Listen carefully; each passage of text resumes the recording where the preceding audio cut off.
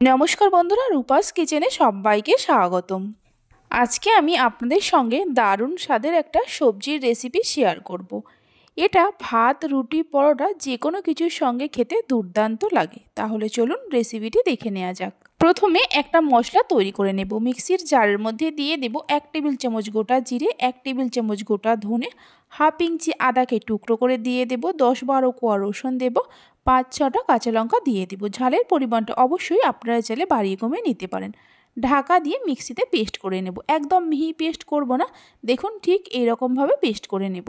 মানে মশলাটা একটু দানা দানা মতো থাকবে। কিছু সবজি কেটে নিয়েছি। এখানে আমি বিনস, গাজর আর ফুলকপিকে ছোটো ছোটো টুকরো করে কেটে ভালো করে ধুয়ে নিয়েছি। সবজিগুলো আপনারা নিজেদের পছন্দ মতো নিতে পারেন।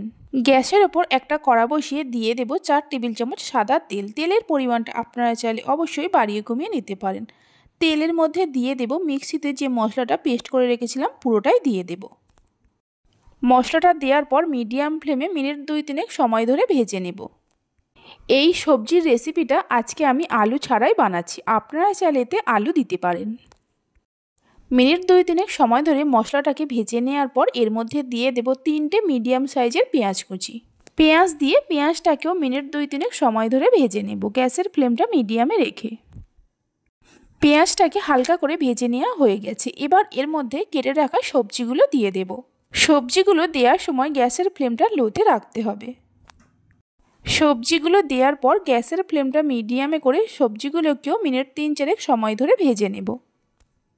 এইভাবে একবার সবজির রেসিপিটি বাড়িতে বানিয়ে দেখতে পারেন, আশা করি ভালো লাগবে। মিডিয়াম ফ্লেমে সবজিগুলোকে ভেজে নেওয়ার পর এর মধ্যে দিয়ে দেব হাফ টেবিল চামচ হলুদের গুঁড়ো আর হাফ টেবিল চামচ কাশ্মীরি লঙ্কার গুঁড়ো। এতে আমি আর অন্য কোনো রকম মশলার ব্যবহার করব না। স্বাদ মতো নুন দিয়ে দেব। কাশ্মীরি লঙ্কার গুঁড়োটা আমি কালারের জন্য ব্যবহার করেছি, আপনাদের কাছে যদি না থাকে তাহলে আপনারা নাও দিতে পারেন। একটা টমেটোকে কুচিয়ে নিয়ে দিয়ে দেব।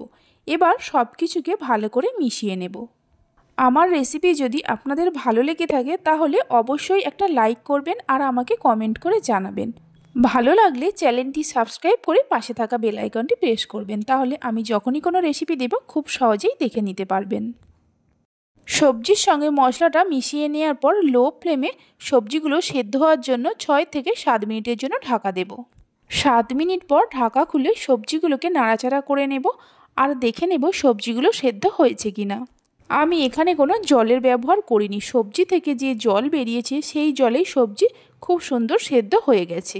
আপনারা চাইলে অল্প পরিমাণ জল দিতে পারেন, তবে খুব বেশি জল দিতে যাবেন না। সবজিগুলো খুব সুন্দরভাবে সেদ্ধ হয়ে গেছে। এবার এর মধ্যে দিয়ে দেব 1 মুঠো ধনেপাতা কুচি, দিয়ে দেব সামান্য চিনি।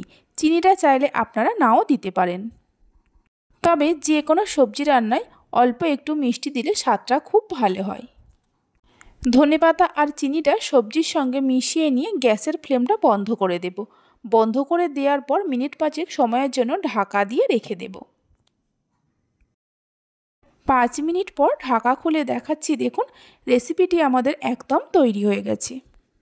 এটা ভাত, রুটি, পরোটা যে কোনো কিছুর সঙ্গে পরিবেশন করতে পারেন, খেতে দুর্দান্ত লাগে। ভিডিওটা আমি এখানেই শেষ করছি। আপনারা সবাই ভালো থাকবেন, সুস্থ থাকবেন। ধন্যবাদ।